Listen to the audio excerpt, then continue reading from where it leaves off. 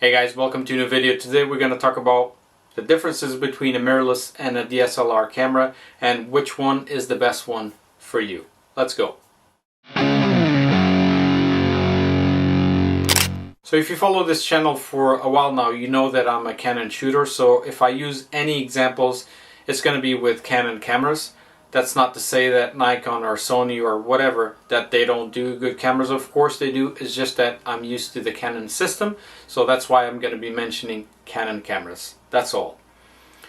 If we're talking about Canon in specific, mirrorless is the default way right now, because let's face it, they are discontinuing a lot of the models in the DSLR world.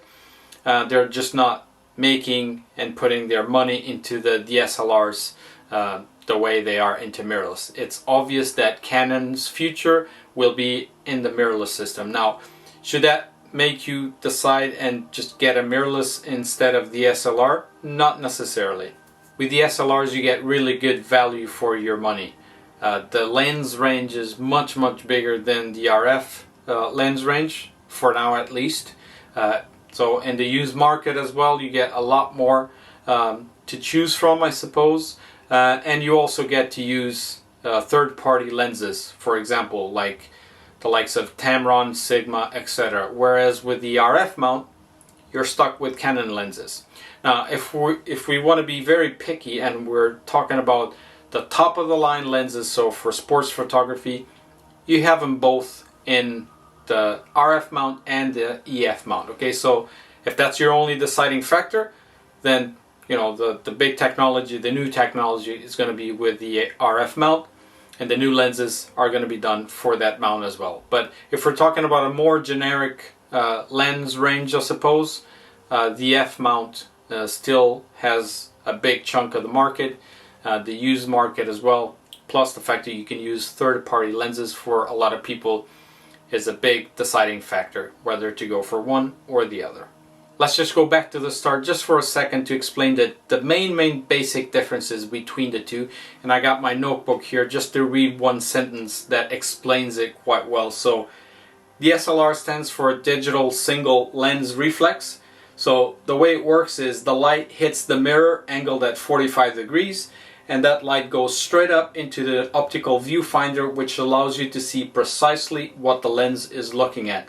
So this is a true optical path, so no digital processing in the middle like the mirrorless system would have. So a mirrorless, as the name suggests, does not have a mirror, right? So when you're taking the picture with the DSLR and you hit that shutter button, the mechanism starts moving, and that's how the sensor is exposed to the picture. In a mirrorless camera, that does not happen. So there's no moving parts. Because there's no moving parts, and because the way the picture is exposed is different between a mirrorless and a DSLR, there are pros and cons to both systems. Okay, let's talk about those. So no moving parts mean the expectancy of the life expectancy of the camera is much bigger. So if you have a DSLR, the mirror will eventually stop working. The mechanism will stop working.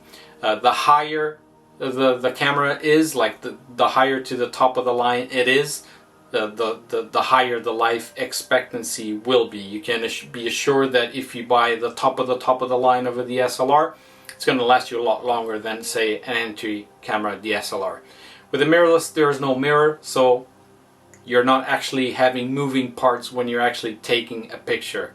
One of the advantages you get with a mirrorless is that you get a lot more FPS. So, for example, the Canon R6 Mark II that I have can take 40 frames per second if I'm using the electronic shutter. That's just ridiculous. 40 frames per second might actually be a little too much sometimes. A lot of images to call, a lot of space in the cards. You fill up a card quite fast. And it has some advantages as well, which is rolling shutter. Now, not all cameras can handle rolling shutter well, the R3 being one of them that can, but most cameras will have some rolling shutter. If you don't know what that is, check some of my previous videos to look into that more. Now, with a DSLR, there's no rolling shutter. But the disadvantages is that the FPS usually are much lower. So you can get maybe 14, 16 frames per second, which to be honest is more than enough, right? So you need to weigh the pros and the cons and look into what exactly you're shooting to see and decide which one is better for you. Another good thing of having an electronic shutter is that it's silent. So in some situations, let's say golf comes to mind, for example, or billiards or a news conference, something where you just need to be very silent. With a DSLR you cannot do that, whereas with a mirrorless camera you can be completely silent. Nobody will know that you're taking pictures. We can also talk about battery. In most cases a DSLR will take more shots with a battery than a mirrorless will, but that's a bit debatable nowadays because the new batteries that Canon is releasing can handle quite a lot. So I don't think, to me, that would be a big deciding factor unless you're talking about the entry level mirrorless cameras where the battery is so tiny it's not going to last you for anything, right? Whereas with an entry level DSLR it's going to last quite a bit. So if we're talking about top of the line cameras, I think that should not really be an issue. For image quality, I would say it's a tie. You can get really good results with either system. It really does not matter, so I don't think I'd be picking a camera over another because of image quality at all. Now if we're talking about focusing systems, you can see that the new technology, at least that Canon is implementing in the mirrorless systems, puts the DSLRs in the corner. I mean, it's not even comparable. And like I said at the very start of the video, this is where Canon is going with the mirrorless. That is the future. So you can bet that the new algorithms, the new focusing systems and whatnot will be implemented in the mirrorless systems. And to me, that's one of the top priorities when buying a camera is the focusing system. If it's accurate, it means you get more keepers.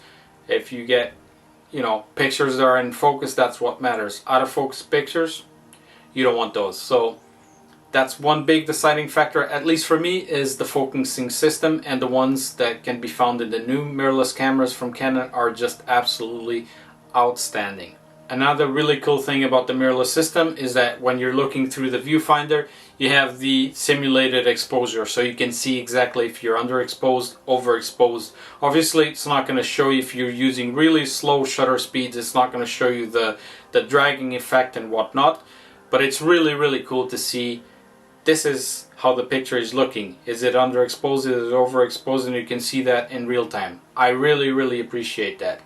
However, there's one disadvantage with mirrorless, which is the lag. So when you're moving quite fast from one side to the other, there's a bit of a latency when you're moving the camera. So you don't see that in a DSLR. So pros and cons, some photographers actually prefer to see things as they are, and they trust their settings and whatnot, and they want to review the picture after. That's absolutely fine. Speaking of reviewing images, that's one of the things I love the most about the mirrorless system, is being able to review a picture without removing my eye from the viewfinder. I think that's extremely helpful, especially if you're shooting in a bright sunny day where you're looking at the back of the camera and you can't really tell precisely if it is overexposed or underexposed. Of course you can always look at the histogram to judge that, but just having your eye to the viewfinder and blocking the sun completely is just you and the picture. It just makes things so much easier. So reviewing the image on the viewfinder to me is just amazing. In summary though, it really doesn't matter if you pick a mirrorless or a DSLR as far as the end product is concerned. The end product being the photo. Nobody's going to look at a photo and say, oh, this was taken with a mirrorless, I love it, or I hate it, or the other way around, right? People look at a photo and they're either going to like it or not. They have no idea what camera and lens took the picture. Also very important in my opinion, and possibly even more important than the end product, is the experience that you have to get there. How do you feel with a camera? Are you having fun with the system? Can you adapt to the camera that you're using, to the system that you're using? That's the most important thing. If you're having fun with your photography, if you feel comfortable, if it works for you, basically, that's what you should pick. In the end, I think that's what matters. Don't worry about people pushing you to say, oh, you should definitely go buy the R7 or the R whatever or the 1DX Mark III or what. Don't listen to that. Listen to yourself and what makes you feel good.